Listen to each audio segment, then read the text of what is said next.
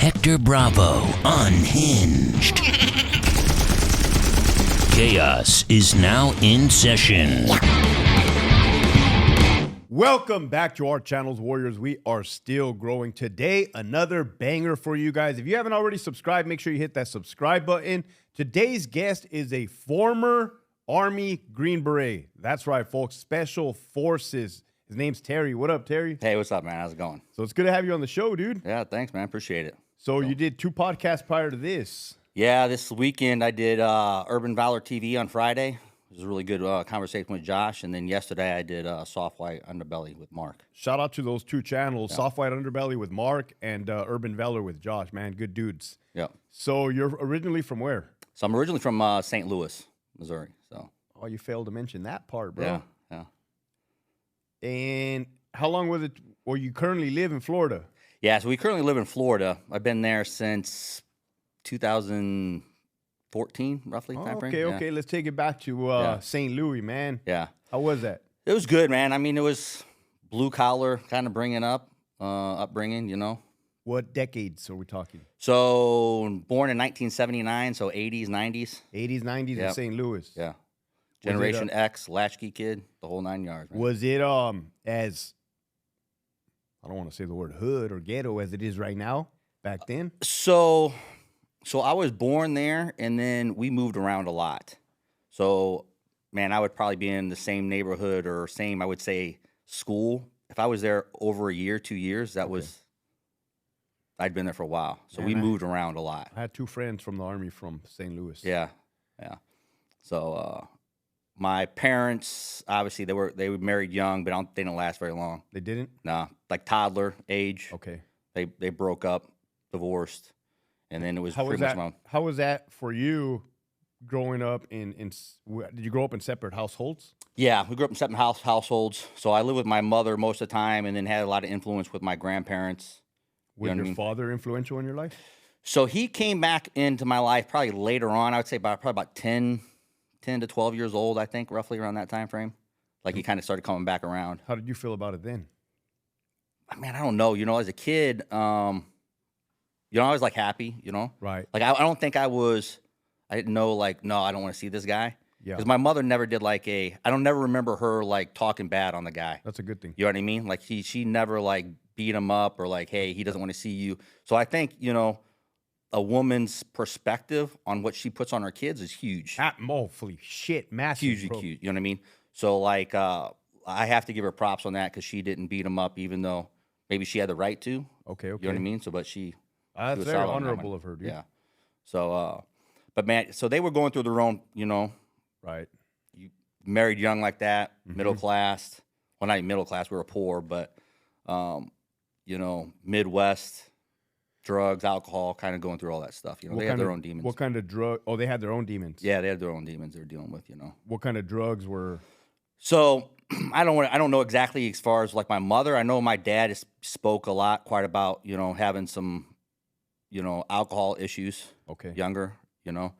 As I grew up though, like when I met him later on, I think by the time he came back into my life, I think he had that pretty much under control. Okay. You know what I mean? He stepped away, you know, dealt with his shit and then came back. So You know what I mean? as young Terry is growing up, do you have a male figure? So my grandfather was my mother's. And he was old school? Oh man, he was old school. Korean War. War veteran? Yeah, Korean War veteran, no nonsense kind of guy. Yeah, he was Like Gran Torino, man. yeah, he was a pipe hitter, man. He was a solid dude. He once he got back, like I never remember him like working for like anybody else. Like he was just hustle. That's funny how that works, huh? Yeah, he came back, he got his own like rig. He drove across the, you know, Nice. the states for quite a little bit, opened his own motorcycle shop, did custom bikes. Okay. Auctioneer. Like he just grind. So was there ever a point in your adolescence that you started to get into trouble? Man, I'd say probably about puberty. Okay. Puberty That's time kind of frame. normal. I think right? it's normal, yeah. I think all the way up before then, I think I was a pretty good kid. You know what I mean? I get into fights. Yeah. You know, I think living in that neighborhood and, Yeah. you know, moving around a lot, that just comes with the territory. Right. You know, I think especially that generation, that's just kind of how you dealt with stuff. Playing games like Smear the Queer, Yeah, King of the Mountain. Oh, this is a fucking unhinged channel, bro. We can say whatever we want. Yeah, exactly. I So can't get canceled. yeah. So so I would say that that just came part of the territory. But I say probably by adolescence is where I kind of went off the deep end. You know what I mean? Describe to me going off the deep end. What kind of behaviors were you engaging in? Man, so I think coming up in like that generation, it's like you were either like there's three figures you looked up to as a male, right? It was the cop, the robber, and the action hero. God damn, bro. Yeah. You got to quote that shit right there, man. No, dude, you're right. Yeah. It's all three of those, right? And I checked the box on all of them. You're fucking right, dude. So like those three things, because that's where you're like, bro, that's just what it was. The movies, like the influence around the neighborhoods and everything else. Rambo. Yep, your Rambo, Terminator. Right, Terminator. You know what I mean? Then you got RoboCop. You know what I mean? You had yeah, dude. You know, yeah, La Familia, like all those movies there. You're like time frame. Yeah, Godfather, all that. You know what I mean? Like that's what a dude is. That's what a man is. If you don't have any figure that's telling you anything different, you're like, all right, I got three things. That's one thing I gotta check. Now the 45-year-old Terry Yeah. is, with all your experience, is that what a man is? No, absolutely not. What would you say a man is?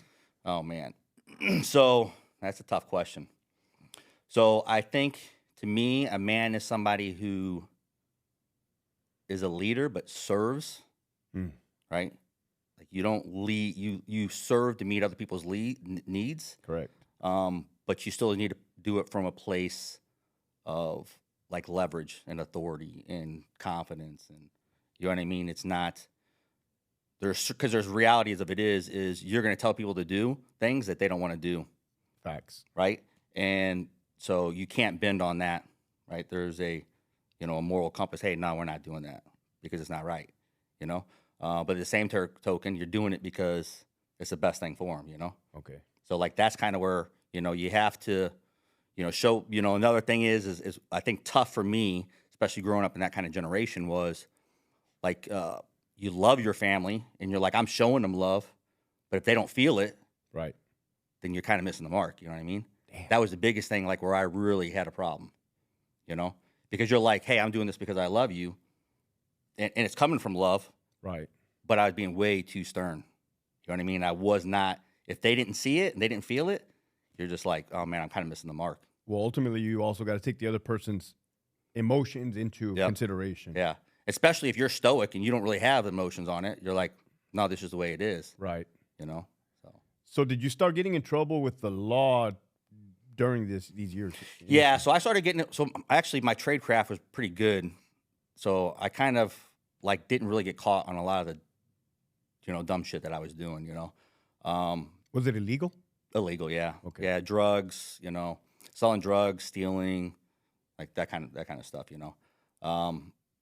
So I was doing that, and that was just kind of part of like, I don't know, man. It was kind of part of the culture and the neighborhood, and like the biggest thing I think just like anybody else, the two things you couldn't do, you couldn't steal from friends, family, and you couldn't rat on anybody.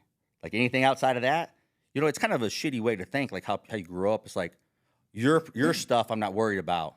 Right. You know what I mean? Like you look at it, that's a selfish thing. Like you're not considerate about somebody else. Definitely. But that's just young, immature, kind of falling in line with not thinking about what you're doing and how it's affecting other people. You know what I mean? Now, would you ultimately get arrested and go to jail?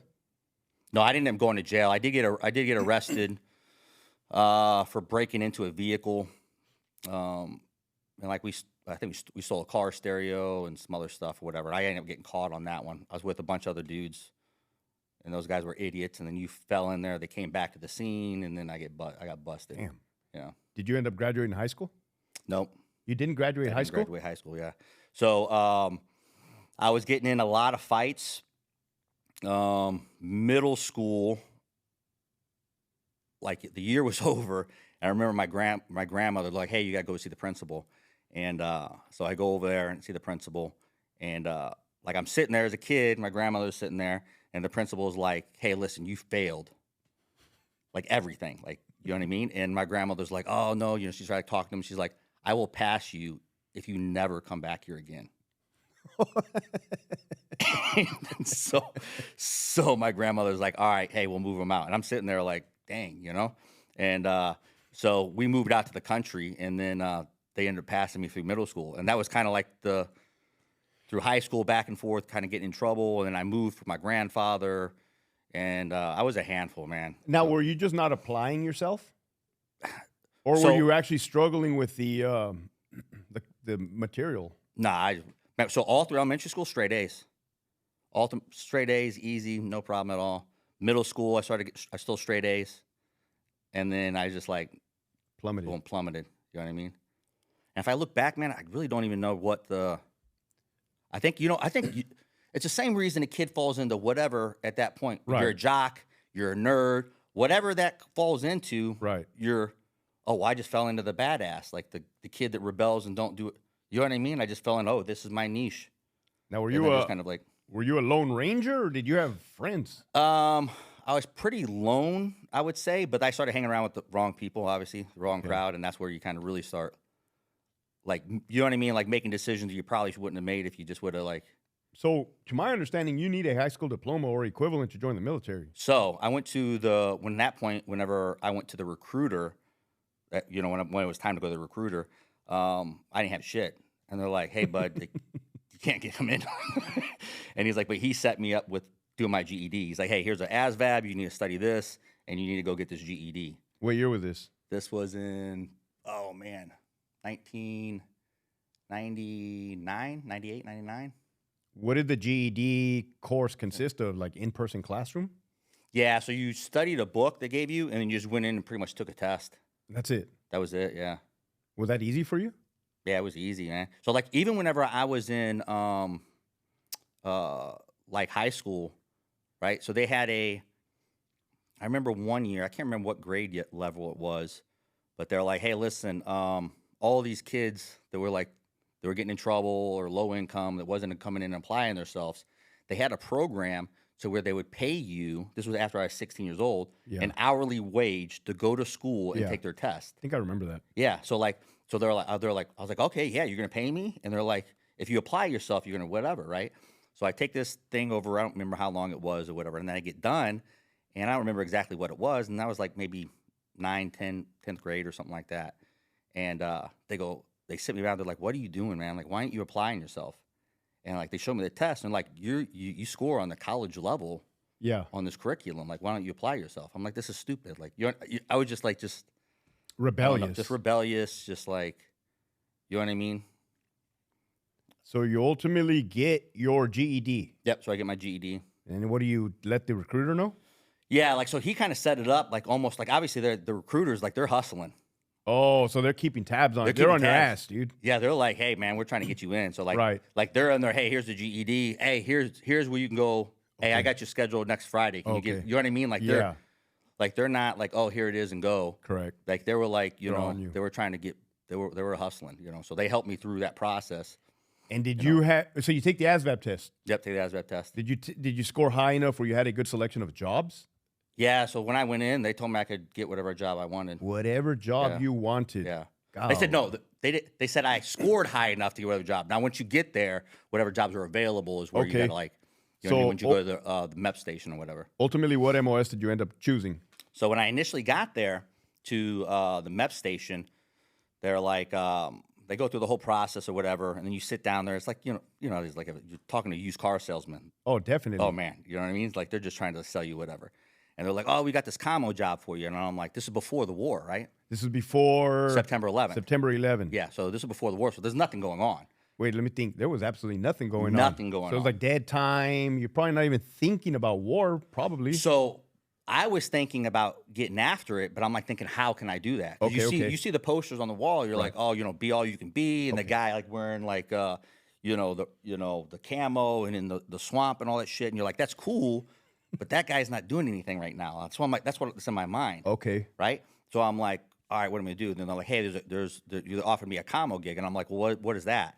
And they're like, yeah, you're like, you do camo, you're sending shots, and all I can think of is like war movies where the dude had the big antenna with the shit and he's carrying around. They're like, hey, come up here. That's the first motherfucker that gets killed, man. Exactly. I'm just like, no, I don't want to do that. Like, who wants? No, I'm not doing that. And then they're like all this other stuff, and they're like underwater welding. They got underwater welding. That is a thing?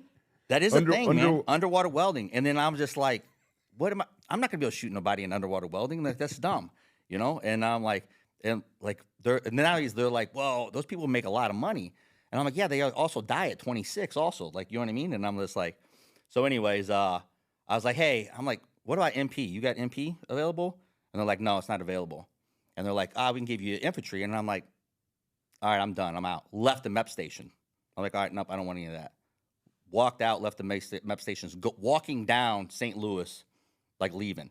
And my recruiter calls me. They're like, hey, what's going on, man? I'm like, I'm just like, nah, man, they're not giving me what I want. Like, I'm out of here.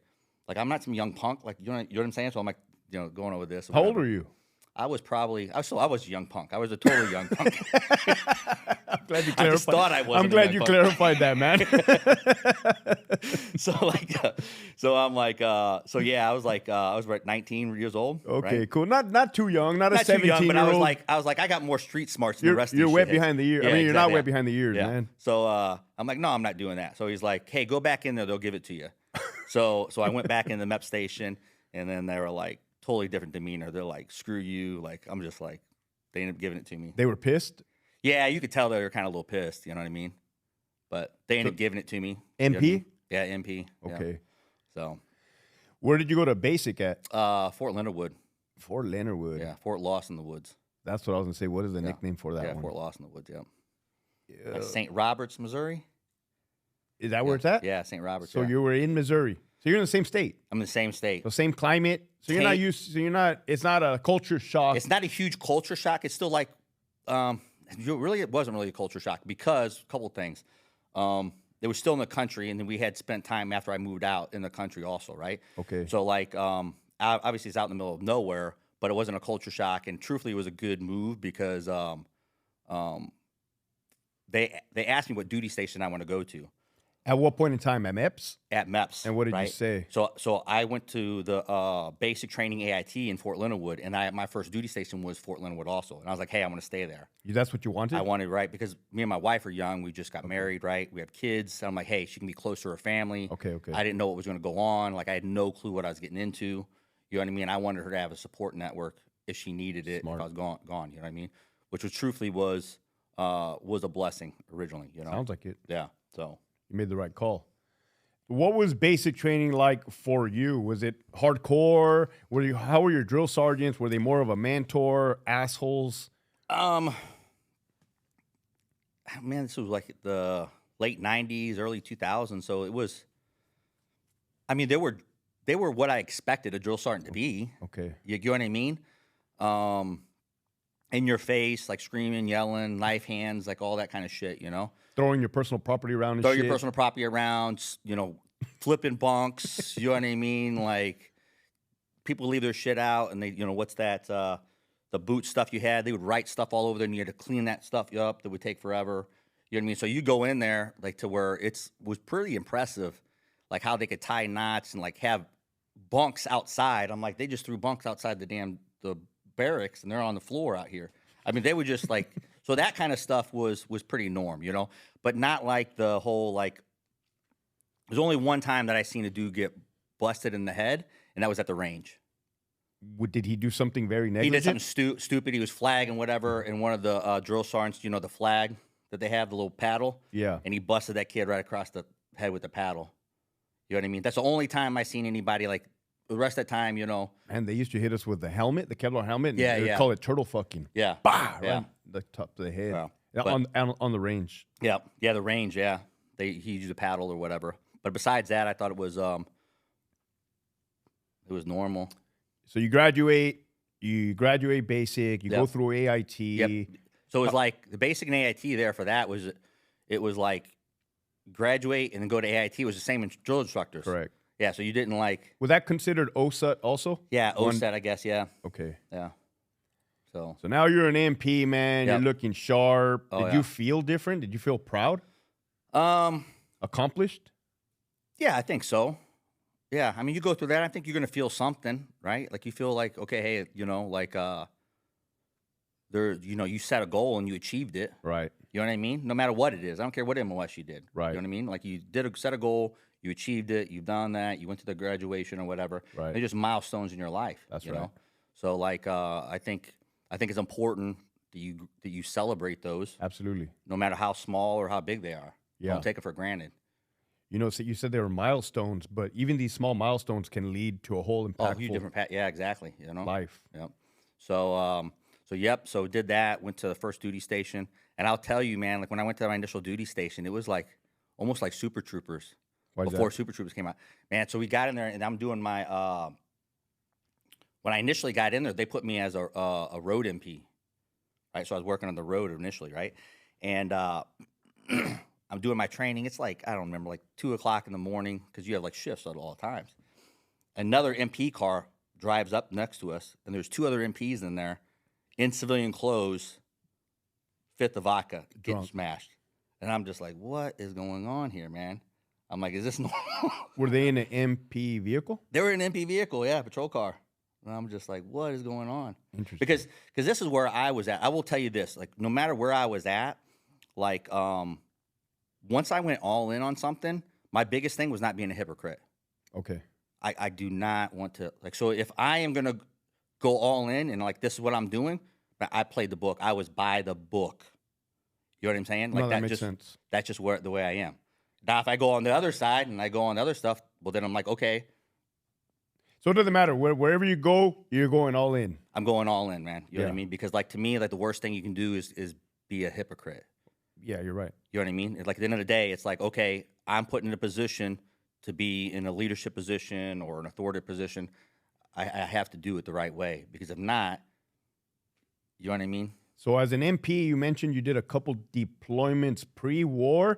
Yep. What was, you were already an MP when 9/11 happened? Yeah, so I showed up to my unit 1 year before September 11th of 2000. Do you remember that particular day? Oh, yeah, like the back of my hand. What did you guys do as a unit? So we were preparing for it was called the Best Warrior competition. Okay. Right. So it was like all units for like all MPs or whatever, and we're at the obstacle course.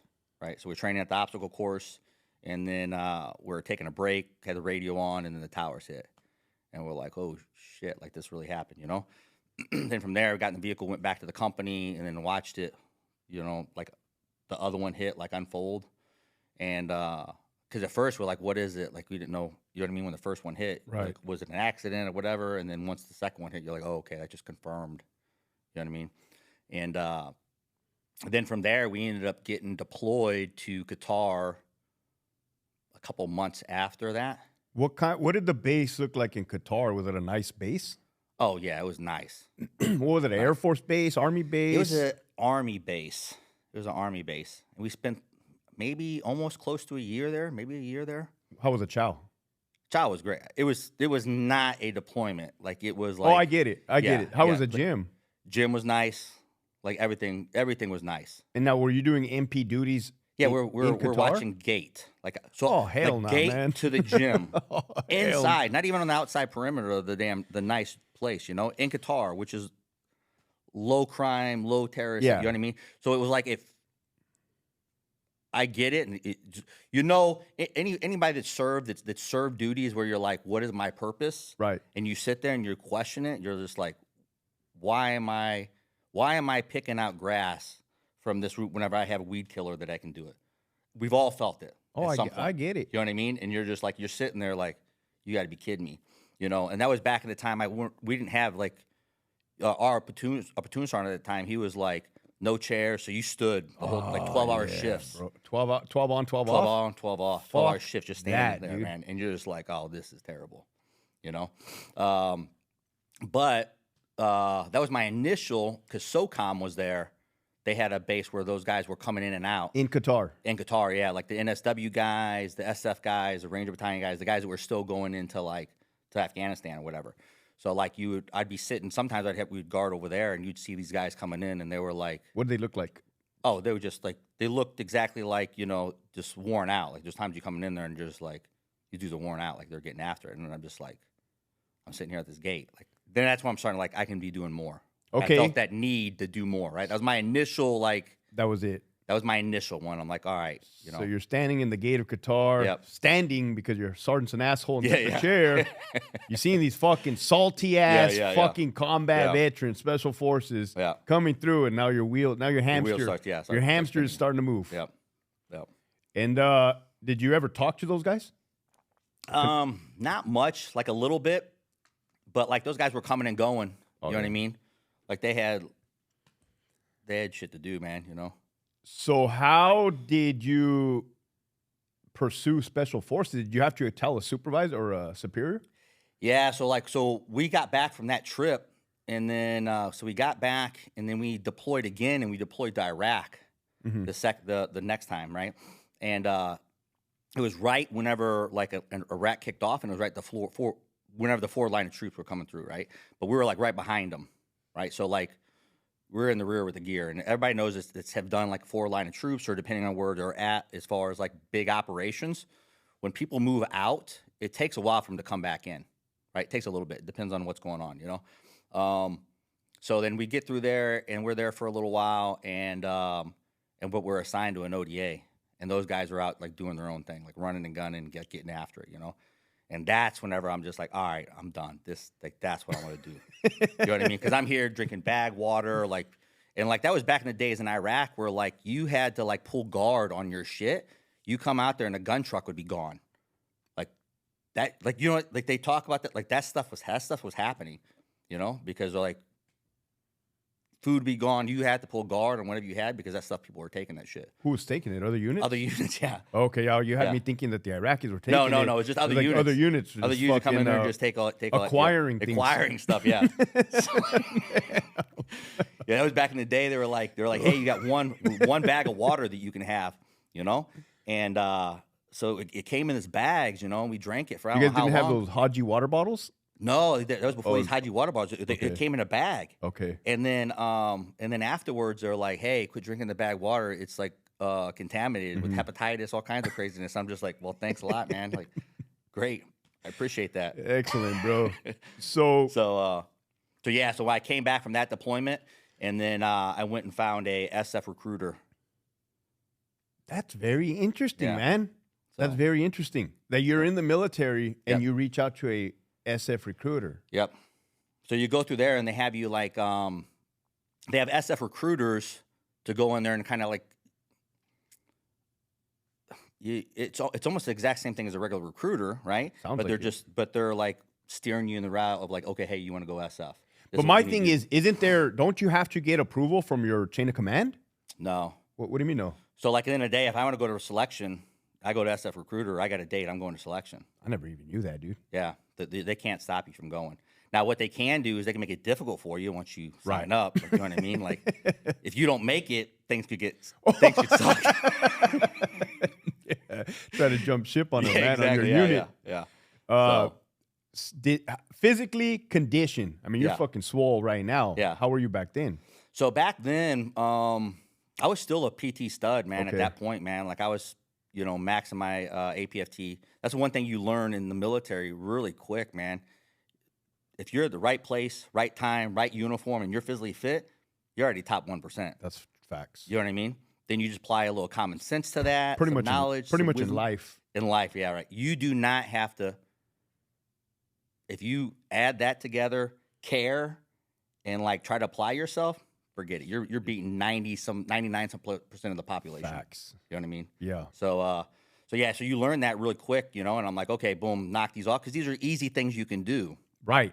Yeah, it's not hard to work out, or you don't have to be smart to move shit. Like, you know what I mean? Yeah. You don't have to be smart to make sure you're in the right uniform. Right. Right? Iron your shit, look good.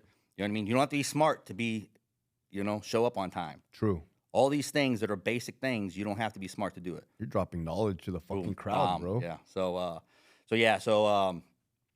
that stuff I had pretty well tight.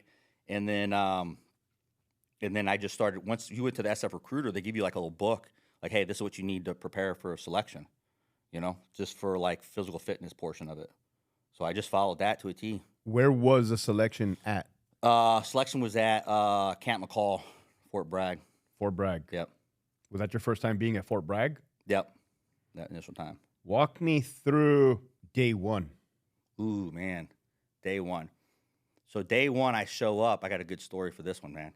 So as I fly there, I'm wearing my I wear my black black boots with me on the plane, right? And I had civilian clothes on, but on my carry-on, I had my BDUs with my white name or the white tape on it that they have you put on, then they put your roster number on it, and then I show up there.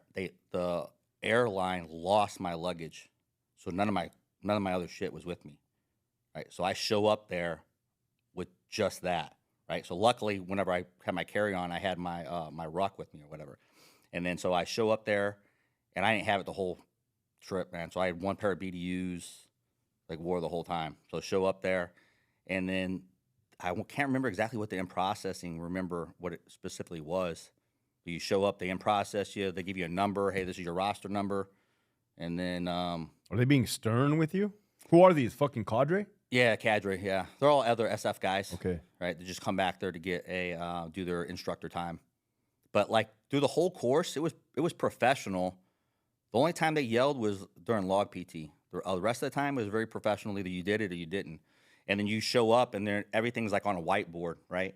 And they're like, you have to go check the whiteboard. Like, so you had to like round people up, and we had like a roster with the students. Hey, somebody had to go check the whiteboard every I can't remember, like maybe every 15 minutes, like 24/7. Somebody had to go, because that's where they put the detail at. Like, hey, next hard time we're going to meet at this location at this time. So the cadre would just come out. Hey, 65-pound ruck. This time, line up at this location. You know what I mean? And then so you'd have to keep on watching the whiteboard because that's where all your instructions came from. Was there group punishment if somebody messed up, or was it individual? Nah, man. The only time you had group punishment really is like whenever you're doing like team week. Okay. Yeah. So I don't remember any kind of group punishment. Like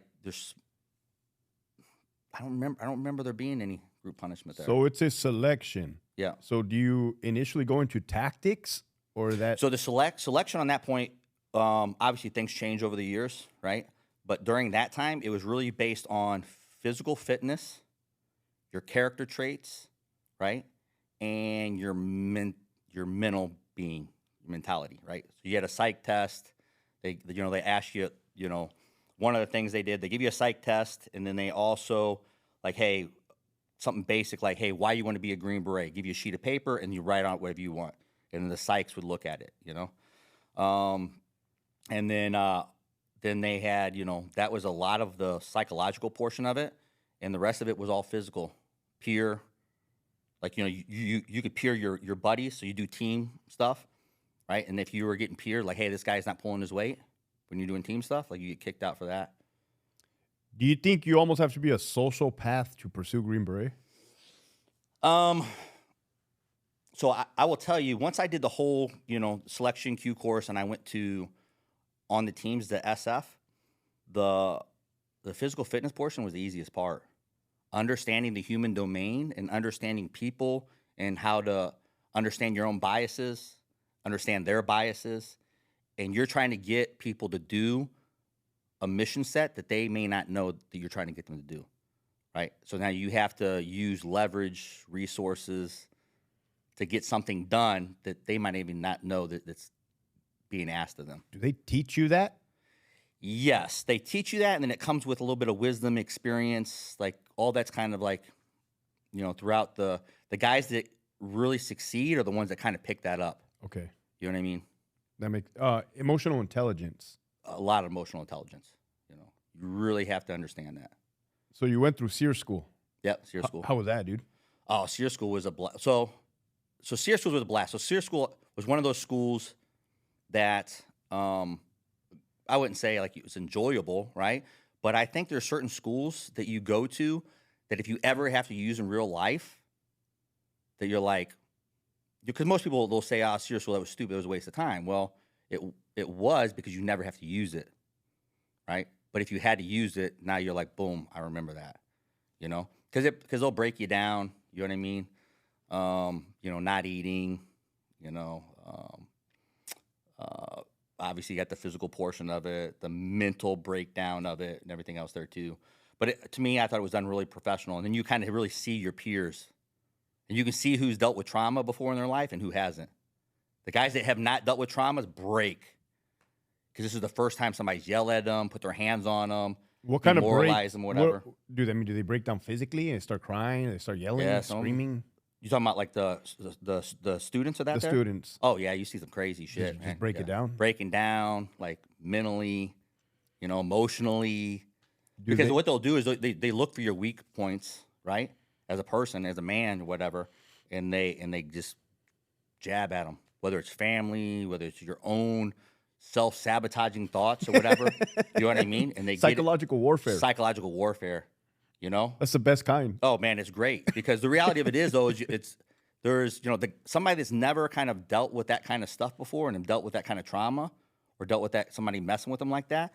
You need to know where you're at, and you need to know where your weaknesses are, and you need to know where your buttons are.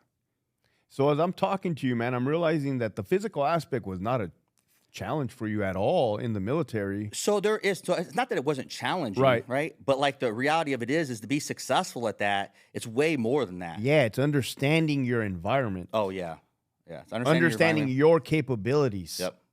Understand their capabilities. Understanding guys that you work with, their capabilities. Wow, dude. Right. Understanding your leadership, right? Because at the end of the day, like your mission set, as you're getting a mission, right, you're competing against other ODAs, right?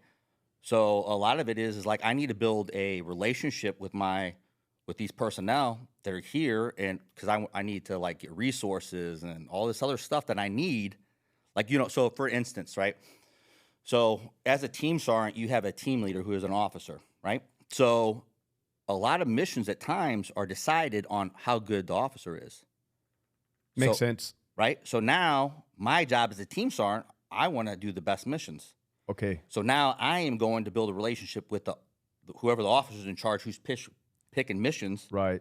And I'm grooming that officer to make sure that the ODA is getting set up with the best missions. There you go, dude. Right? So there's all of it. It's almost like politicking. It is, man. And man, I tell guys all the time, you can apply this at life. Correct. Right? In Army, they say, performance and potential. That's what you get rated on, your performance and potential. I'm like, no, there's 4 P's.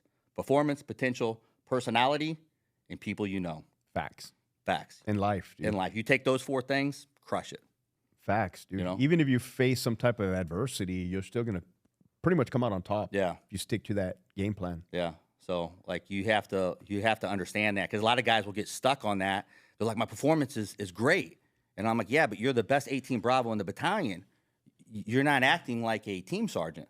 So even though your performance is great, your potential is not there because, you know what I mean, right? And then your personality is shit.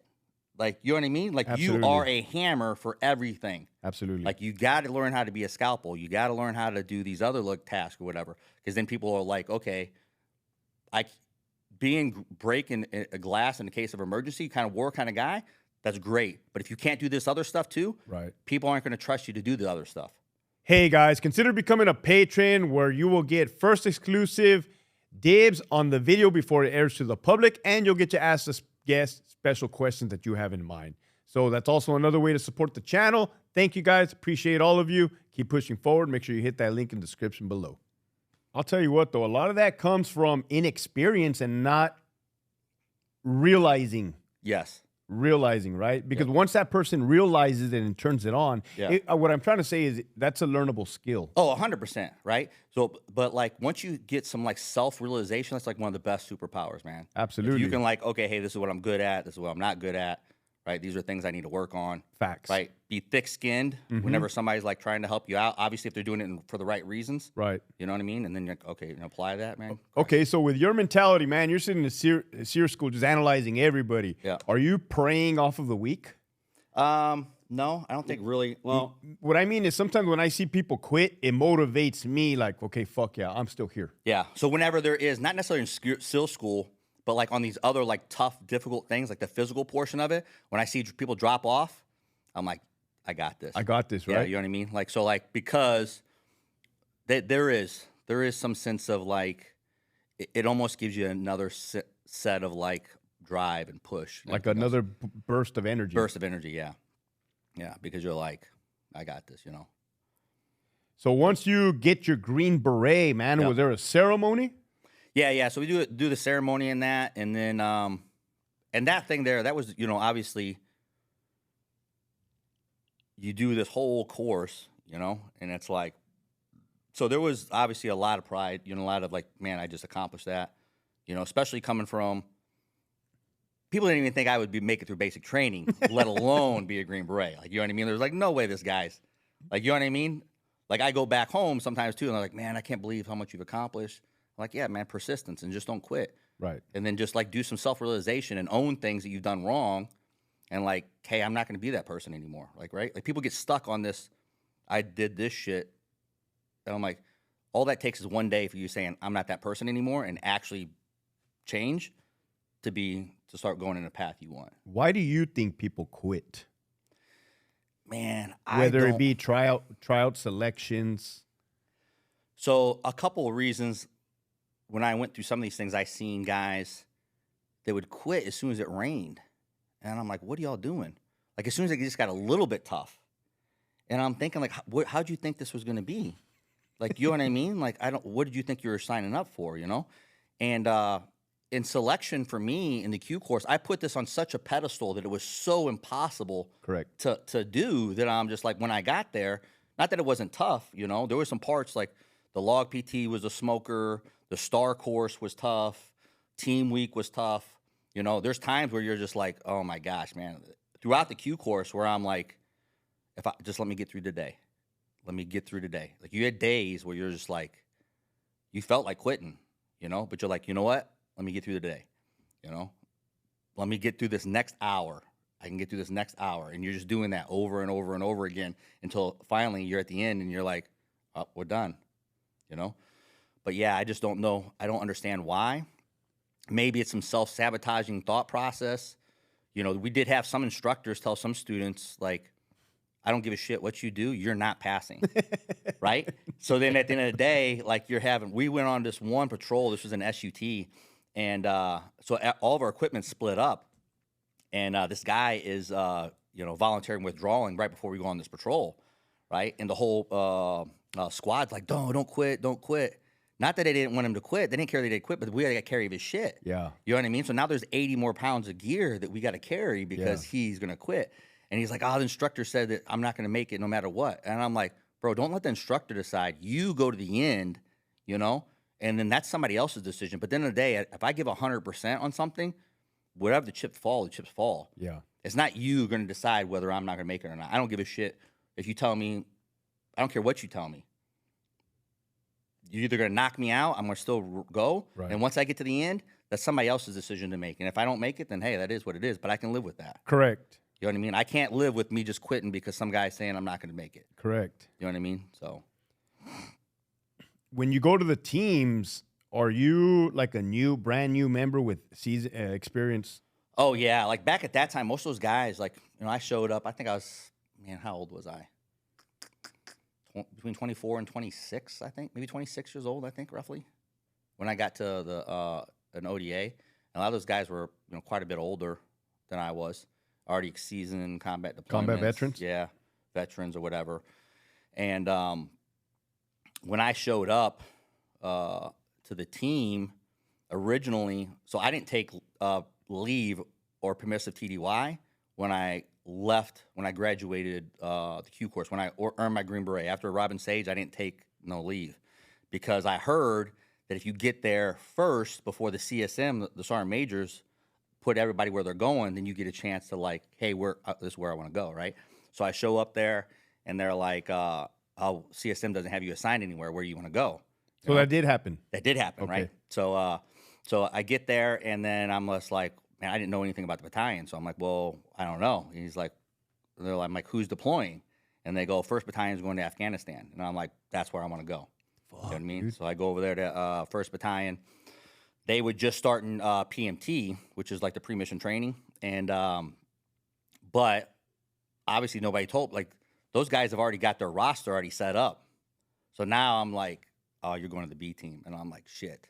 So the B team is just like the support effort for the ODAs, right?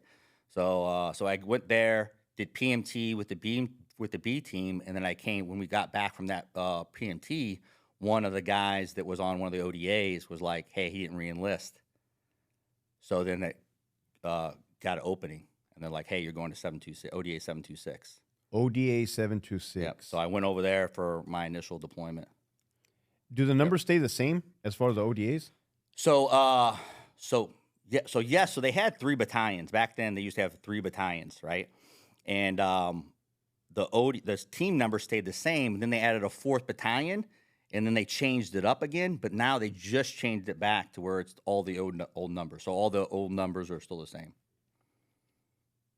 So ODA 726 are the same ODA 726 that was in Roger Donnelly, that was Medal of Honor winner. That's awesome. Like, That's yeah, good history. That's good unit history. Yeah, great unit history on there. You can track your ODA's history back all the way to. So leading up to the deployment, what kind of training were you guys doing?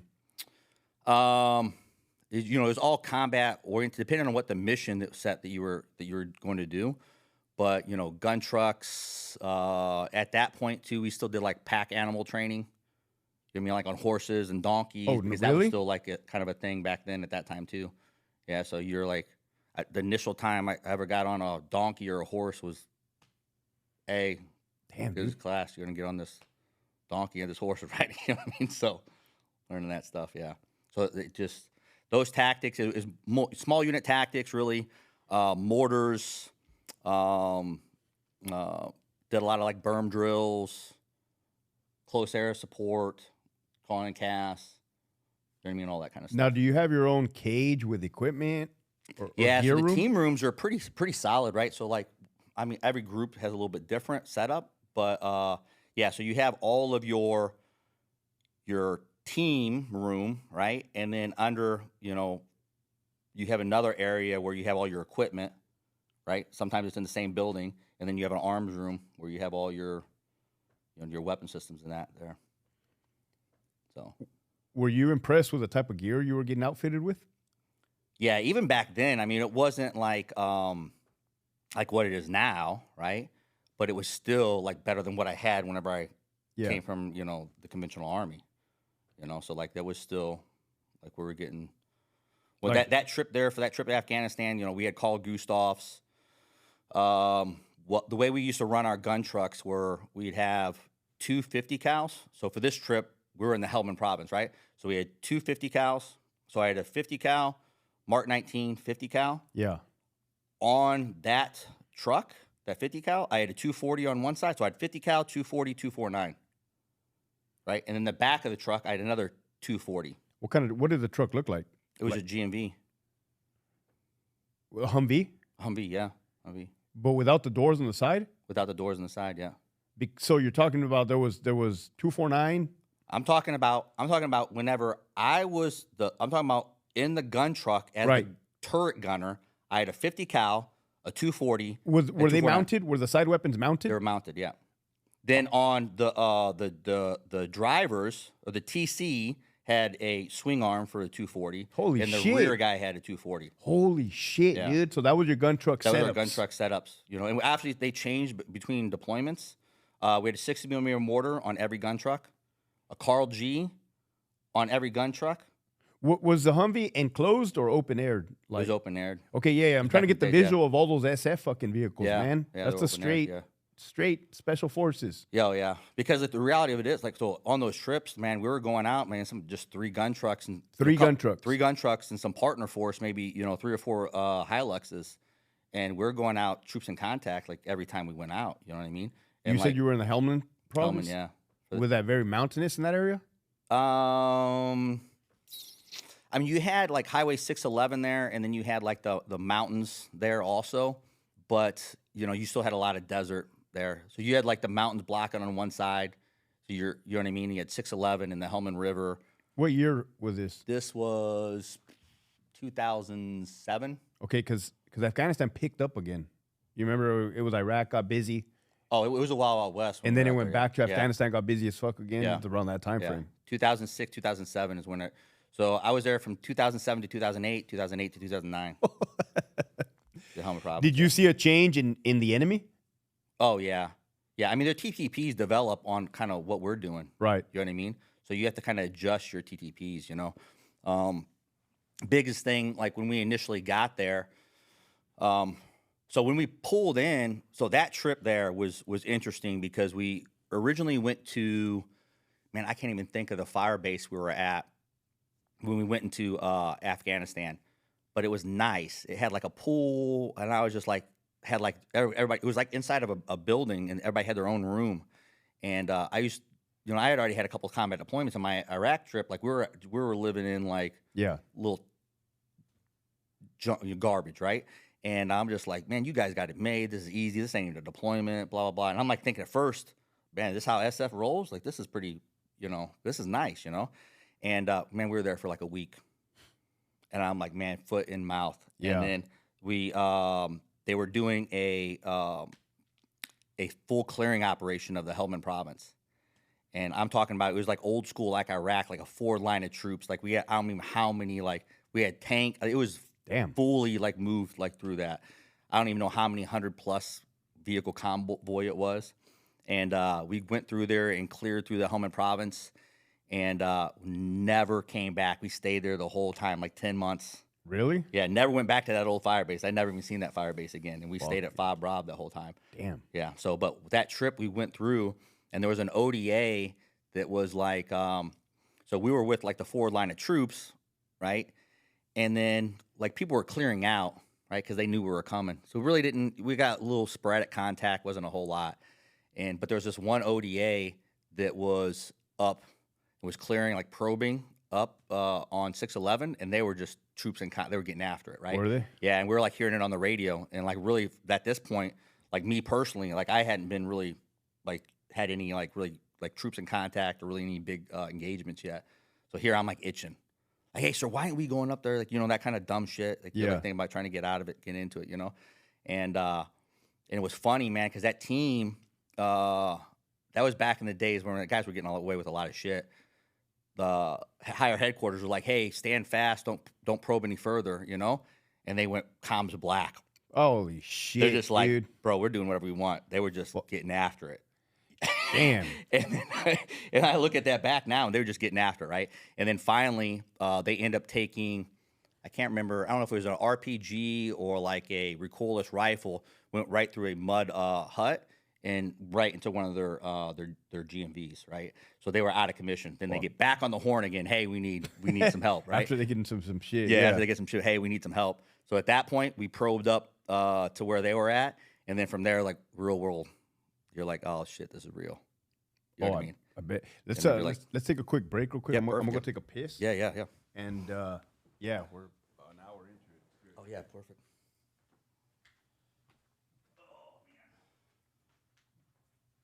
Yeah, I like these more, man, because it's a lot smoother, man. You kind of like put some value out to people.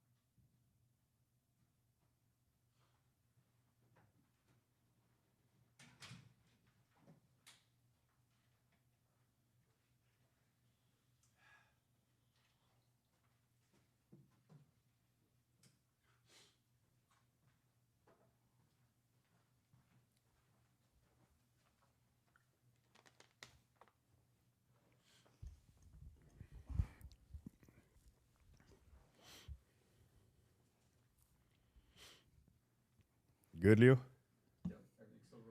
All right.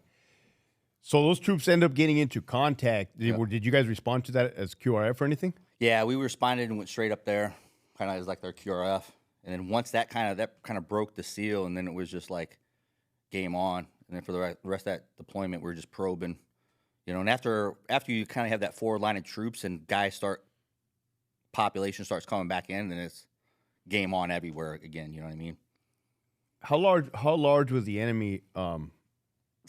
So it's kind of hard to tell. Like reality, you get reports in or whatever, but it's not really like in like the movies where you see the enemy. Like, you know what I mean? Like they're in compounds, like they're in wood lines, they're in, caves, like they're in like canals, like, you know what I mean? Like, so when you're getting engaged and it's troops in contact, a lot of times it's known likely suspected, right? And you're like, because you don't know, right? And the reality of it is it's not like the movies where you think like, oh, you get shot at and you're like, oh, it's coming from that building 500 meters away. That's just not real, right? Because it takes being shot at a significant amount of time before you can kind of tell, like when things are whizzing by you and you go, okay, boom, that's the general direction of where it is, right? Okay. You know what I'm saying? So once you kind of get that, it took a little while. I think after a while, the ODA was like, oh, boom, you can spot up on it. But that initial troops in contact, obviously it's like kind of chaos because you're like known likely suspected to try to figure out where the enemy was actually engaging you at. So were they at a distance the majority of the time? Through those deployments, I mean, there's all kinds of those deployments. I'm telling you right now, is Wild West. There at some points we were engaged. The ODA was engaged by less than 50 meters, like off the road. Less than 50 meters. Less than 50 meters. Close as fuck, close as shit, man. Like running through. Like there was some pretty tough. There were some all kinds of different situations, and this one here specifically. Yeah. They were at distance because at that location to kind of give you like a visual, like you're kind of up like on a little bit of a high ground, right? And kind of like the desert, and you kind of the lower ground there in the Helmand Province, you have like the buildings, like the mud huts, right? 611, and then the Helmand River that's green. So you have like a little bit of height on them, right? So you have like that tactical advantage, especially at that point. They haven't started laying IEDs on that high ground yet. So you're doing kind of berm drills and just probing that way, and then known likely suspected, So you guys were taking fire from the ground up? Yeah. Really? Yeah. You guys had the tactical elevation. Yeah, so we had the elevation there. And that's why like a lot of those berm drills are like great because you can maneuver to where if they start shooting you with like an RPG, right, or a recoilless rifle, and recoilless rifle specifically, you can hear as soon as it's fired, right? And it's kind of like, if people don't know it, it's kind of almost like their equivalent of our Carl Gustav. Okay. Right? Our Carl Gustav is kind of equivalent of like an AT-4, but you can just reload it. Okay. Right? So you hear the initial poo, you know what I mean, where it is. And then at that point, you're just like, the RTTP, our SOP, was the gunner controlled that vehicle. So if I'm like back up, then you back up to a point. So you have enough defilade to where that turret is just coming over that elevation, so I can engage the enemy, and the rounds are skipping up over, right? And or like as the RPG comes, you're backing up, and they're just kind of coming over your turret. Whatever. So it's kind of like hearing the mortar. I mean, I have experience in hearing the mortar launch. Yep, and then be like, "Hey, move." Fuck. Yeah. Right. And for the crowd out there, there'd be times where I was on the FOB in Iraq, and you can hear, boom, or and you're like, fuck. Yeah. Because it was just a matter of time before the round started coming in. Yeah. So like that's kind of where you like your troops in contact. A lot of it was, and obviously there's different situations. Correct. You may be down clearing compounds, or there's times where you're clearing like actually in the village, and then now you have a whole different set of TTPs and how you react and everything else there. How was it clearing villages and compounds? Was there a threat of mines? So every deployment's a little different. In the Helmand Province, right, there was initially where we were clearing and probing through. There are certain areas in there you're not clearing, man. Why is that? Because you'll die. How so? Is it considered black? It don't fucking... So if you got to look at it too, you're an ODA, right? Okay. You have gun trucks. You have 3 gun trucks. Yeah. Right. So I have maybe 12 guys. Mm-hmm. I have to have people at the gun trucks. So that means then I have a driver and a gunner at a minimum of the gun trucks. that's 1, 2, 3, 4, 5. That's 6 guys. Now I'm going to send 6 guys in the green zone. Like, they wouldn't survive. Like, you know what I mean? Like, that's how bad it was, to a point to where you're taking contact. So you'd show up, women and children would leave. Because there was such a Strong. Everybody was stronghold? Taliban. Everybody was Taliban. Everybody was Taliban. You go down there, every fighting age male was Taliban. Like, so, like, at the end of the day, but we had one operation where we had a whole candid commandos like out there, and they barely got 150 meters into the wood zone, and they just started getting there was just so much resistance. So and then at the end of the day, they were just smart enough to see. So if you start probing in some of those areas, right, like the smartest thing they can do is they'll just let you in for 100 meters. Oh my God! You're not getting out. You're done. You know what I mean? Because those compounds are surrounded. Did you guys ever use recon by fire? Yeah, we use a lot of tactics. But like, at the end of the day, you really didn't have to have recon by fire, because they would engage with you. So what would happen? You'd show up, women and children start leaving the area. Women and children will leave, and you're like, all right, it's about ready to be game on. And then women and children will leave, and then they would start engaging the ODA. And then from there, at that point, you're identifying enemy locations. You know, you're dropping casts, you're dropping mortars. Like, we had the ODA was down so pat by that end of that first deployment, that second deployment, we would be troops in contact. As soon as we got troops in contact, they would have the 60 millimeter mortars out and putting rounds on the enemy within a minute, and just like boom, boom, boom. Like, because violence of action, whenever you only have an ODA, like, violence of action is what saves life. Absolutely. You know what I mean? So, like, you have to. That's why I had so many weapons on there. Right. If my 50 cal went down, I transitioned straight over to my 240. Right. And started laying down. And then once that went down, I'd back up, then reload. That's why people don't understand. Like once you are troops in contact like that, and you've done that over and over and over again, you understand the reason for attention to detail. It's a reason why your drill sergeants put that in your head. Absolutely. So young. The smallest things. detail. And you're like, listen, why is that even a thing? Why do I need to make my bed like that? Why do I need to do this and that? Now, I will say, sometimes it gets lost on the reason for it. Correct. Right? Because some of these guys are doing attention to detail, but they don't understand the reason for it, right? Whenever we got to a point to where you would show up to a new location, whatever, like, you know, whether we're driving or we're stopped and controlled a compound or whatever, the first thing you did was do a range card. You're taking out your laser rangefinder, and you're saying, okay, listen, so from here to here, this is 400 meters. Okay, I can be engaged by a PKM, I can be engaged by an RPG and a recoilless rifle. Hey, we're going to move back. This is what I wanted to ask you, Yeah. and I'm glad you're talking about it right now. So you get information that you need to hit a compound, or drive to a compound, or drive around a compound. So you're telling me you would drive to the location, ways back, recon the area, do a range card, get the meters, the distance. What else did this whole process look like? So it kind of depended on what the mission was. A lot of times at that point, like, you're doing a react to contact drill. Really. So react to contact. So you're just at this point, for this portion of like this deployment, we're just driving up to locations and come on, picking a fight. Absolutely. That's all we're picking a fight. You know what I mean? And at that point, then you're looking at, okay, hey, listen, if I'm going to be engaged, where am I going to be engaged from?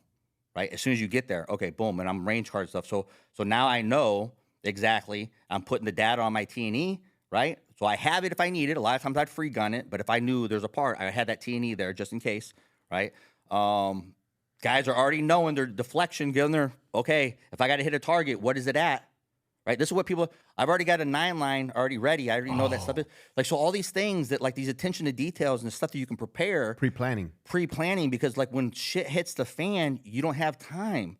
Like, the fact that you can limit how much decision making you need to make in stressful combat situations, the more effective you're going to be. It's not just combat, though. Yeah. It's police, it's law enforcement. Yeah. It's, I was in corrections. It's corrections. People think, oh, this person is solid. It's not that they're solid. It's that they've already rehearsed everything prior to that making contact. Exactly. You know what I mean? And, like, so, like, that is so important that, like, that stuff is done, because the reason why you start realizing it is because of wisdom, right? Because after a while, originally, we first got there and you're winging it, and you're like, okay, this has got to change, man. Right. Like, you know what I mean? And you're like, because we were going out, and we would go out for 4 to 7 days at a time, come back, do a refit, and then go back out. We got the resupply set pretty good to do a resupply bundle there. I mean, we go be black on ammo. I'm talking about 3 gun trucks that are carrying as much ammo as it can possibly hold. And the reason why we had to go back was because we needed more ammo. Really? Yes. Going black on mortars, Carl G's, 50 caliber. Like, I don't think people understand. So once you go the black, Helmand Province. once you go black, no, I don't. No, that's Yeah. what I'm asking you. So once Yeah. you go black, is it automatically a fucking return to base? So originally, like, obviously, the captain, the team, the leadership is doing a good, like, check, like, okay, where are we at? What's our status? You know, right? Lace And- report. yeah, exactly. So to make sure our status is good or whatever. And then there's times where you can kind of plan that, right? And then at the end of the day, like, okay, hey, we're getting low. We need to go back, right? But then the birds, we'd start at night, we'd get a resupply from the birds. So the birds would drop it in.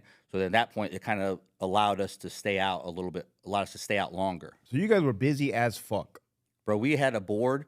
I'll say it because we're on this show. We had a board when we come back, and the team guys, like the solid guys, would go days without killing, and it would never get past a day or two. That's Like, you know what I good. mean? And like That's have very like, good. It's good you have that on the our side, the American Fighting Force side. yeah. So yeah. So it was the ODA was solid, man. Those dudes were a good. Fuck, dude. I'm told your mind operates at a higher level. Were you ever thinking about what the enemy was thinking of? Like, damn, these guys are fucking us up, or these guys are good? Man, I don't know. So I think the enemy probably at that point, they're just, I mean, you got to think about it too. It's like, we're in their country, right? So there's some like realization there. We're in their country. They're living in mud huts. Don't have shit else to do. They're probably just like, I'm bored. Let's go shoot at the Americans. Like, you know what I mean? You have to kind of put yourself in their shoes. You don't think there was more to it, like jihad or, oh, yeah, or of course that stuff. religion? Yeah, you had all that stuff in there too. Right. Like, you had a little bit about all of it. Like, you know what I mean? But like the reality of it is this is combat. This is war, right? So this is what happens, right? So you go over there, and now your troops in contact. Women and children have left the objective, but there's still women and children that may have not left. Correct. That are going to be casualties of war. Yep. Right? Now, you may have taken somebody who is like, this is what people don't understand, right? But you're being engaged from compounds, right? Like, the enemy doesn't come out here and just say, hey, I'm right here. You know what I mean? They'll shoot at you from wherever, right? Facts. So like the reality of it is now, you get these casualties that happen and you just turn people. It's just a total shit show, man. I get it. Like war. This is one thing I talk about war. Like, war is like, people don't understand. It's like, oh, it's fun whenever you're winning. Well, I don't think it's ever fun. Well, yeah, but I think like people like get this kind of like this mentality, right? Like it's like, oh, it's just like this great thing, but it's not so much fun when you're getting your teeth kicked in, right? Whenever your brothers are getting killed, right? Whenever there's people that are close to you that are dying, and you're like, man, this isn't kind of what. I remember we killed a dude in front of his 2 young children. Yeah. And all I could think about was like, those 2 young children are gonna hate Americans. Oh yeah, forever. Yeah. So like, it's like, the reality of this, you'll start setting in, And I tell these young guys that all the time. I'm like, be careful what you wish for, man. Absolutely. Because like once you get it, like it's gonna change you. There's no way to get around it, Would you guys do battle assessments? Would you ever go into a location after you made contact? So it depends on the location. Like I said, the Helmand Province during that time, you're not going in and doing BDA. You're not? No, you wouldn't. Like, people don't understand. Like, I'm telling you, like, there's no. Did you guys ever have to call in a 9-line? Yeah, we call it 9 lines. Did you ever have to treat wounded Taliban or wounded enemy? Yeah, we had. Well, they never said they were wounded Taliban. Oh, we were just out. We just got shot. Nobody comes in and is like, hey, you just shot me. Oh, I was just farming. I was moving my wheelbarrow and I got shot. Like, you know what I mean? Oh, really? Oh, how convenient, Damn, dude. So yeah. It's good to know, man. It's good to know war, like everything it entails. Oh, yeah. Yeah. So I know we were talking about briefly before we started recording, and I asked you about the movie The Lone Survivor. Yeah. The Marcus Luttrell story. And we were talking about tactics. I mean, if you want to go and piggyback off what we were talking about was how they're. And I know you don't want a Monday morning quarterback, right? Yeah. And that's not what we're here for. Yeah. But you're like, hey, man, they had options up there. Yeah. So this is the thing. It's like I always try not to like actually that because there's things that I've learned throughout my career that I've learned through mistakes made, And now I'm like, okay, because those trips that I've made, that I've seen other guys make and through that team make, has brought me to where I'm at now. Right. Right. Is that the same decision I would have made back in 2006, 2007? I could have been in the same situation that they were in. Correct. Because what you don't know, sometimes you don't know that you have options to, right? You don't know what you don't know. You don't know what you don't know until you start like doing this for a while, and then your like tactics kind of change, and you start thinking outside the box and kind of all this other stuff, you know. There are always other options, you know, that can happen.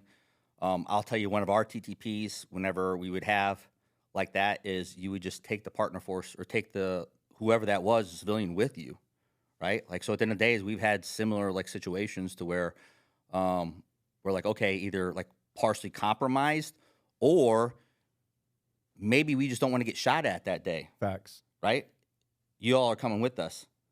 And we put them in, you know, hey, listen, you're running with us. And then at the end of the day, they would stay with us the whole time, right? And then whenever we did the exfil, right, they would come straight with us to the bird, and we'd leave them there, get on the bird, and then fly off. You know what I mean? So, like, it's easy for me to say like that now because I have the TTP and experience to do that. Right. But there's also times there too, you know, I try not to armchair quarterback it, because there are certain times where I know things that I have done in combat where I'm like, that was stupid. Mm-hmm. Because you start almost getting this sense of like invincibility at a time, right? Facts. Especially after you've done it for a long time, right? And you're like, well, maybe that played a role in it. The mindset of like, hey, we're good. Fuck yeah, it. we're good, right? And you don't think of like the consequences of some of the decisions that you make, right? So, but only thing we can do is like, this is the data that we had at that time. This is the decision we made, and we move forward with it, you know?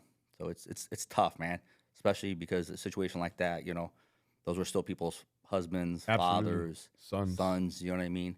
So like, I always try to be very, very careful, because I don't want to discredit any person and their decisions that they made at that time. I'm not gathering that from you at all. Just, it was a good talking point of, you know. Oh yeah, it is. Because things that happen in war. Yeah, things that do happen in war, and a lot of times you just not thinking, or just don't know, or kind of what we talked about before, don't plan properly, and you don't like think about all those contingencies that could happen. The more contingencies that you can think of that can happen, when those things do happen, you're not even questioning it. You already have an answer for it. You can't get everything, but you can get as close as you possibly can, you know? Right. Like, this is the thing about, like, so at the end of the day, like, if I go to a compound and I've done an mission analysis of the enemy position and where they're at, right? And I take contact from them, right? And let's say that a vehicle goes down. The answer to how far the enemy QRF is already there. I can look at the map and I can ask you, hey, listen, my 18 Fox, my intel guy, hey, where's the next enemy location? Oh, it's in this city. Okay, well, how long would it take them to get together, get their gun trucks, and get to this location? 35 minutes. Boom. Something goes wrong, we have 35 minutes. How long does our QRF take to get there? 60 minutes. Oh, shit, we got a problem. Okay. I haven't even hit the ground yet. And I'm already gathering all this information because I'm, like, preparing for the worst-case scenario, right? So, hey, let's plan ahead. Can we bring our QRF a little bit closer so they can be there in 20 minutes? Did the worst-case scenario ever happen to you in Afghanistan? Oh, man. I mean, there was a lot of, like, really bad worst-case scenarios happening certain times. One specifically was that trip. We were in Kajaki, Sofla, pushing through, doing an operation, and the 82nd was clearing on the other side of the Helmand River. And on their exfil, one of the birds got shot down, like 100 meters from our location. So one of the Chinooks got shot down. So that was like bad. Did you have to respond to that? Yeah. Yeah, we were the first. We were the initial ODA there. What was that scene like? Oh, man, it was rough because, like, obviously when those things happen, like, you don't, all this data is coming in because we don't know, the ODA doesn't know, are those guys still in the bird? Did they get out on the other side of the Helmand River? You know what I mean? Is it a bunch of 82nd guys? Is it just a crew? Like, who is it that's still in there, you know? And then we get to the crash site. We start taking heavy contact. The 82nd was with us. They end up getting hit. We end up getting to the wreckage, and then we don't know how many personnel are there that we have to recover off from there. Was the helicopter destroyed? Oh, yeah, it was a big ball of flames. It was, like, spread all over the place. You know what I mean? So Yeah, it was spread all over the place, and then we secured the objective, and then like we went Winchester. I don't know how many birds for the enemy personnel are trying to. They were actually being pretty aggressive at that point because obviously the bird went down, right? Even at night. Normally at night, they usually kind of, even then they calm down because they know they don't have really the advantage.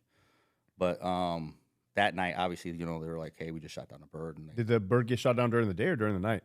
it was right at, it was at night. They came in like right after, dusk. It was dark though when the bird got shot down. And ultimately, how long did that operation take of having to fight off the enemy and recover the... So we were there before then. We were there. I can't remember how long we got there before they came in, maybe a day or two. And then once the bird got shot down, we were there all that night, all the next day. And then, we're there at the site like all night. We covered all the personnel.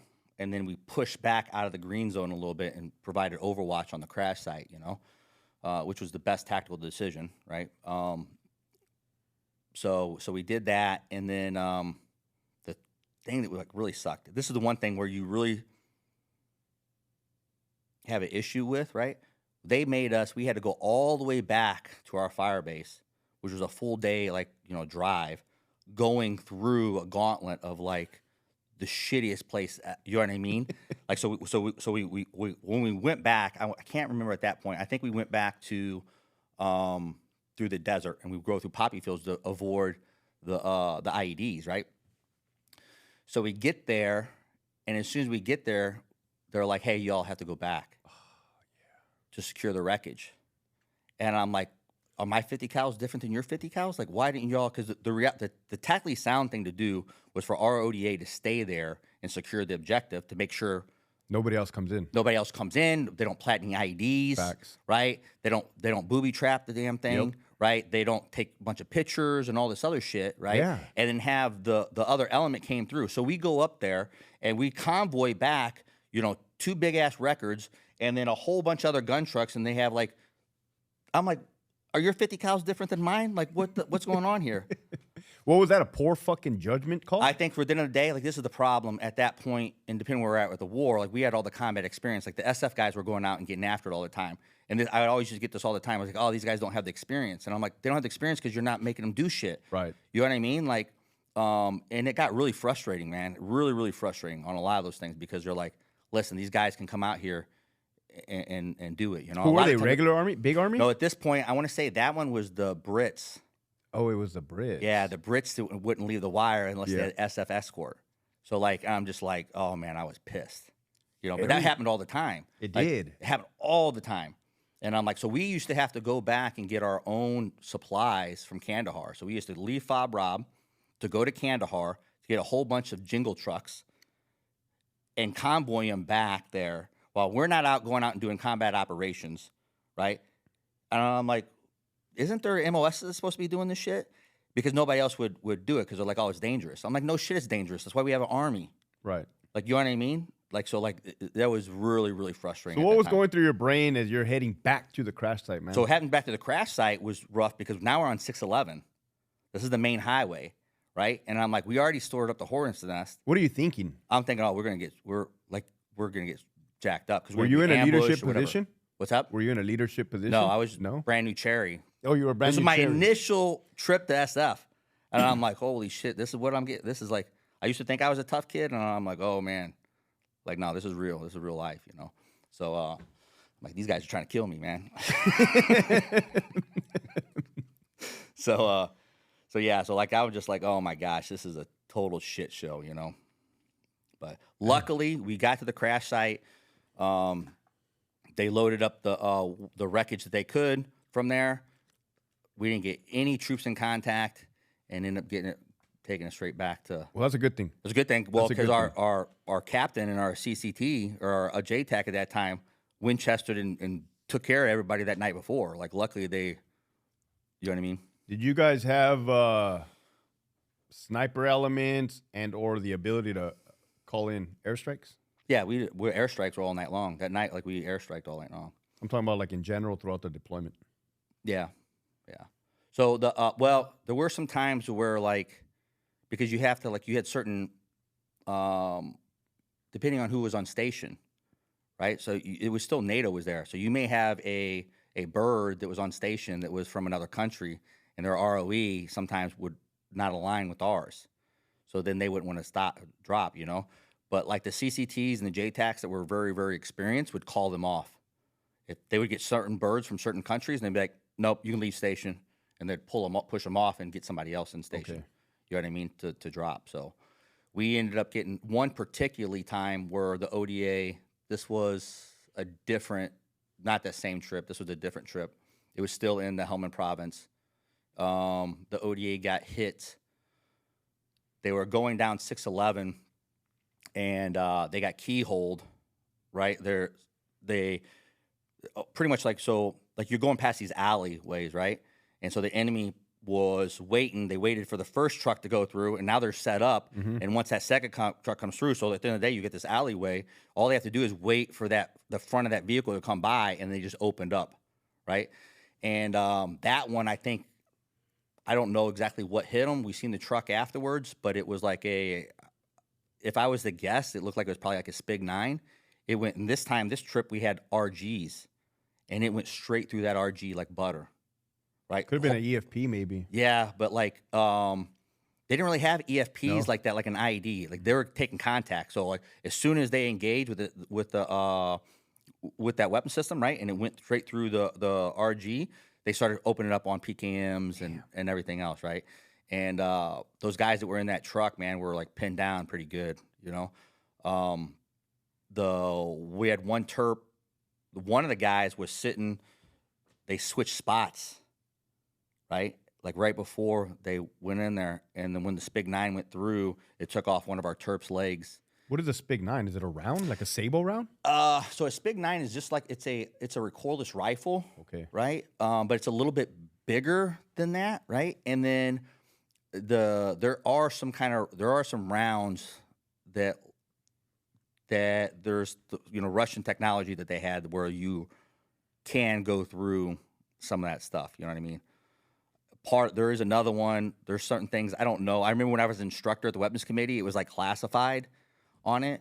It wasn't a Spig 9, it was something else. So I don't know what's been classified or declassified. So I'm trying to like not go crazy on certain things because I don't know. You know what I mean? Yeah. But was there ever an incident or a time where you felt like you were gonna die because it got so bad? oh yeah, like all the time, Like it's just constant. Like so, like I'd say for me, and I think most of the guys on that team, I would say because I was a gunner, I felt like I had more control. Okay. Right? These guys that are just sitting there as the driver and the TC, like them, like I kind of feel for those guys because they got to trust me that I'm doing what I'm supposed to be. You know what I mean? Because they're just sitting there just like, oh shit, I hope Terry's locking it down because if not, so like to me that put a lot of responsibility on me. So like I really made sure like violence of action was not a problem, right? But like the troops in contact didn't really. The initial ones were kind of a little tough, and you're like, oh shit, this is real. But as it kind of went on, they didn't bother me so much.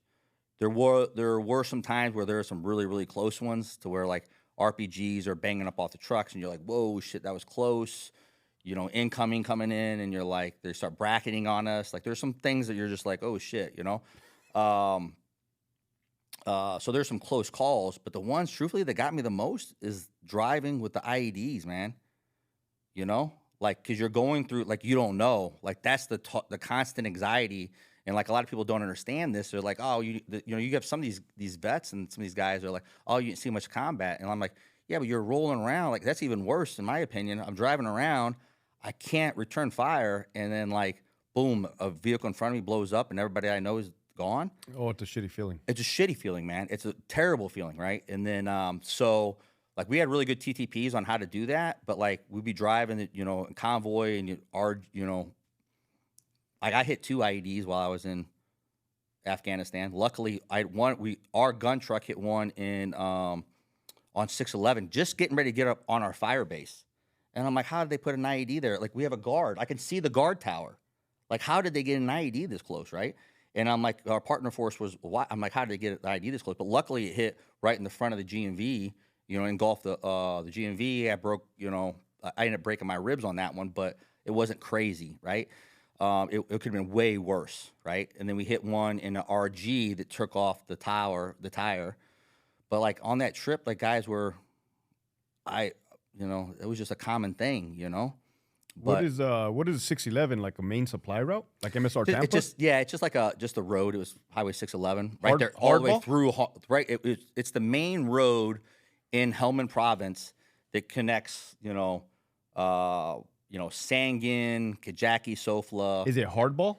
No, it's all Dirt? dirt. Damn, dude. Well, it was dirt at that time. I don't know what it is now, Yeah.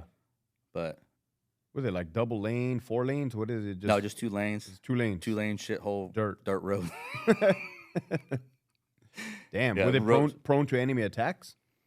Yeah, so like from there, like so the reality of the Highway 611 is like once you're there and once we got there. So when we originally got there, we're using 611 for a little while, right? Yeah. And then we start, the ambushes start and IEDs. We're like, okay, we got to change TTP because no American force was in there and nobody was doing it. So it gave us a little bit of tactical advantage. But now that we set a pattern, Right. okay, now we got to change the pattern, right? So now as we're leaving the fire base, we drive through poppy fields. We drive in the desert. We'd zigzag all over the place, So like you wouldn't be hitting IEDs. Now, as you're driving through the poppy field, are you just driving over poppies? Yep, you're just like, it's like just, you know what I mean? It's like, Yeah. because they're not going to put IEDs in the, Correct. because they're trying to grow poppy. We drive all through that shit. Right. Yeah. So. Was there a large drug trafficking network in your area? Oh yeah, all of Helmand Province. That's their main source of income Opium. is opium. Yeah, yeah, and like that's the thing there too, and that's what we kind of knowing where you're at and like doing emission analysis and a lot of stuff. When you could get in the green zone when they were harvesting poppy, they wouldn't fight you during that time because if you're fighting, then they can't harvest their opium. Damn. Right. So at that point, you're like, okay, if I want to get hit weapons caches or whatever, and I need to get in there, that's the time I want to do that. So you know what I mean? So like all these things like that you can, and like there's a lot into like combat and that stuff that you guys really don't kind of. Was the come into intel that. you guys were receiving, was it fairly accurate as far as did you guys get high value targets that you were supposed to go after? Different trips. We had some different like HVTs that we, if we were close by, we would like possibly hit. That trip there was mainly just react to contact. We were just there just to pick a fight, man. We were just there to get after it, There's some other trips that we did. I did a prison raid, which was actually later on in How was that? career. That was that was good, It's not like a prison raid like you think, like a prison like Right. in the U.S. Like, you know what I mean? It's not like a prison like that. There's just a whole bunch of people in a mud hut. They're just being confined. You know what I mean? So I did that one. I can't remember what year I did that. I was a team sergeant when we did that one. So we did another one that was actually pretty good. This was with our ODA. I can't remember what trip it was. We did a like an ID, like a pretty big HVT at that time. We ended up hitting, but most of those, like if you're looking at the really, really high, like level ones, like the HVTs, usually they're doing a lot of planning and coordination for it, that there's another asset that's just focuses on that to go hit those targets. There's one time, I think on one of our trips, I think it was our initial trip, there was a reporter that was a hostage. Damn. Right? But it wasn't a U.S. reporter. It was a foreign national reporter. And there was some intel on it. So the ODA got that intel, and they're like, we're prepping to do it. Like they were possibly wanting us to do it.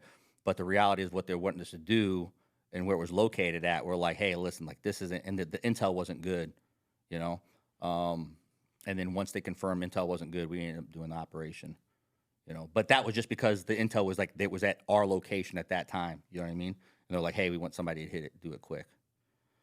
So like all that stuff plays into a part, on what you're doing. Or sometimes you'll hit clear through some compounds or whatever and come across, oh hey, we ended up hitting a HVT.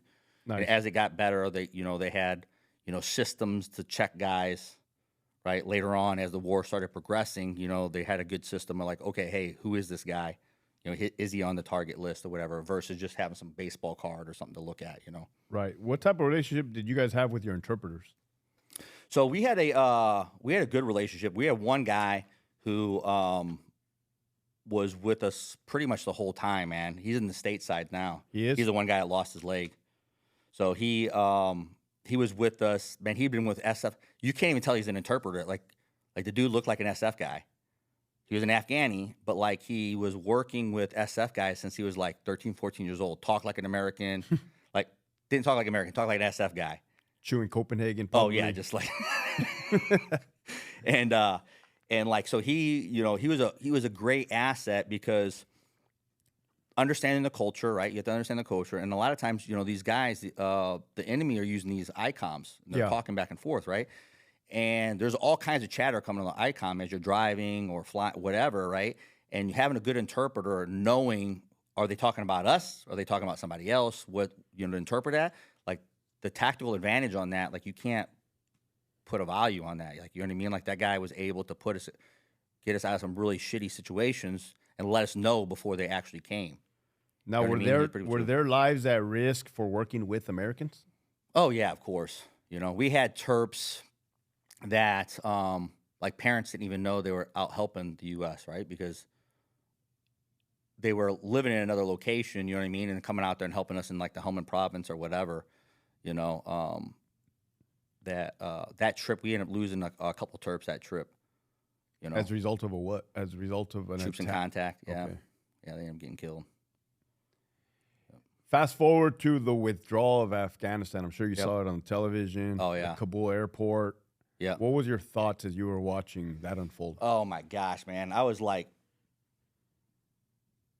I don't even know how to say it. Like, there's a 12-year-old kid playing Call of Duty that could have done a better withdrawal plan than that whole shit show. Like, you know what I mean? I'm just like, I did not understand like how some of the smartest people allegedly in leadership positions could be that dumb. I don't think they were dumb, man. I think they were just following the agenda. Yeah, but so like this is the thing about it is like anytime you withdraw on anything, right? It should have been a planned withdrawal, and there should have been a backstop. So if I was gonna just off the cuff, and I'm like, okay, we're gonna have a withdrawal plan. I'm gonna say, okay, hey, the first base we're gonna withdraw is X base. We're gonna draw it over here, right, to this location. If you engage us, I am gonna kill everybody around there, and I'll be here longer. One U.S. personnel is shot. Yeah. You just bought yourself a longer ticket. Do you understand that? Right? And then from there, okay, you met all requirements. Now I push back a little further. Whatever that looked like, obviously you're going down and kind of, okay, hey, what key areas do you want to hold longer or whatever, right? What about destroying equipment?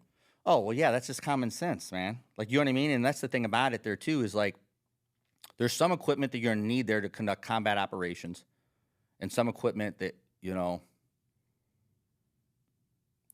I looked at that because there's times, like, even during the Gulf War, like, I heard them, like, they're just pushing shit off of ships. Like, some crazy stories. I'm just like, we spent all this money on this stuff, and we just leave it there and abandon it. Like, does the military not have a plan for this? You know what I mean? Like, what do we do? Like, I'd like to look. I never looked back in World War II. Like, what do we do with all that equipment at that point whenever that war was over? Like, there's maybe some financial, reasons why, hey, it costs us less money to leave it, destroy it there than to bring it back. Like, I don't know, like what the brains, like some people think, but like to me, I can't wrap my head around it, but to like leave it there and not destroy it, like that's even worse, Correct. Especially certain key things, right? And now, you'll have arguments. Well, they need the technology. There is maintenance stuff that you have to have on that stuff, so that they're only gonna be able to use certain things for a certain amount of time, Right. and they got to have the maintenance to fix it, to use it. But still, it's not just that; it's the propaganda that's able to use by keeping that stuff there and keeping it used. Like, you spend all this time in this country and all these resources, all this bloodshed, and then you pull out like that shit show. And then how can the enemy be like, well, we won this war? Well, and you know what I mean? Like, because it's just because of the withdrawal of the shit show of how they did, you know. And then the reality of it is like there were American personnel. I don't care who it says. There's American personnel. They left in Afghanistan. I believe it. Oh, 100%. I believe it. So, and this is the thing about it is I don't care what your personal opinion is on whatever, but you gave somebody a U.S. citizenship Right. from another country. They're a U.S. citizen now, Facts. right? So, like now, you did not like give them time to come back to where they're at. You know what I mean? Like that whole process there is like a. So how would you feel if you were one of those American citizens in Afghanistan and they just left your ass? Oh man, like yeah.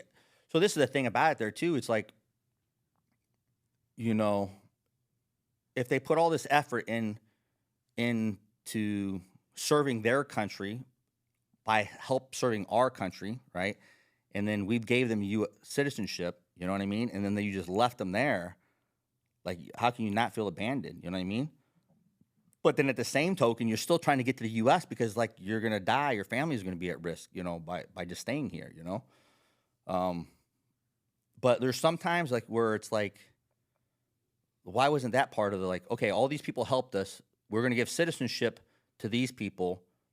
And if there was a decision not to get citizenship to somebody else, are we okay with the loss that that's going to provide? Because everybody that helped us is on the chopping block. That's what I find to be immoral and unethical. Yes, exactly. Because the thing about it is, it's like, was that not even a conversation? Behind closed doors, did they even like talk about it, or did nobody even give a shit?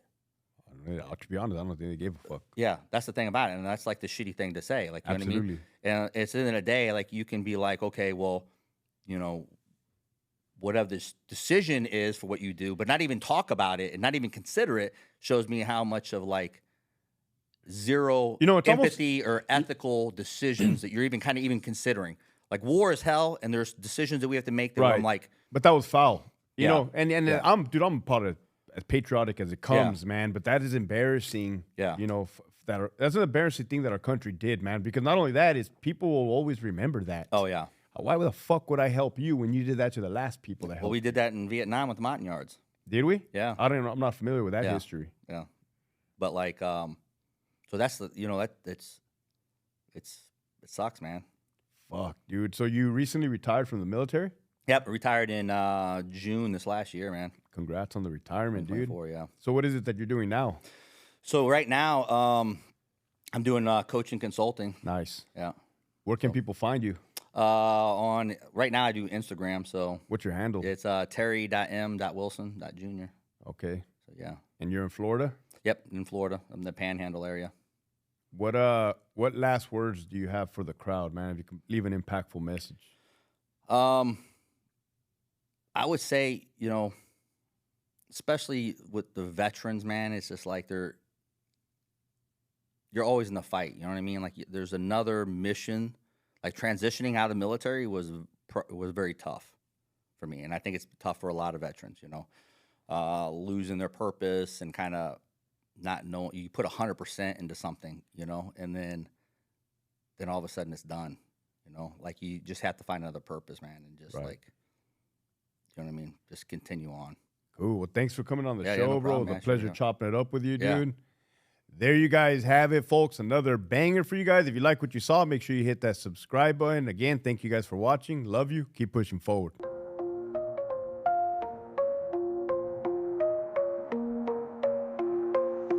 Unhinged mind, Hector's legend engraved. Living life raw, never been tamed. From the hood to the pen, truth and tales bend. Hector Bravo unhinged, story never ends.